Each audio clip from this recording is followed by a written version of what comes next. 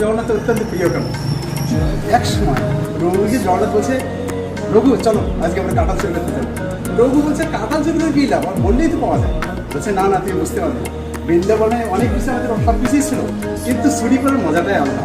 এখন চুরি আমি চুরি করে খেতাম, চলো আজকে এই আনন্দটা তুমি পেতে চাও, চলো আমার সাথে। তা তিনি বাগানে গিয়ে কাঁঠাল চুরি করতে রঘুকে বলছে, রঘু তুমি কাঁঠাল হয়ে পড়ো, আর আমি নিচে, তুমি যখনই ফেলবে তখন আমি নিচে দেবো।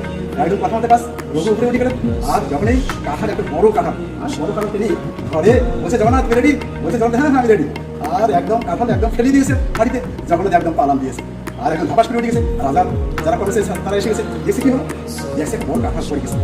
এই কাজ করে ওপরে দেখছে রঘু বসে আছে। আরে রঘু তুমি এখানে? সেই রাজামশাইকে জমিদারকে খবর দিলেন। জমিদার, রঘু তুমি এরকম করলে, তুমি তো আমাকে বললে আমি কাঁঠাল দিয়ে দিতাম।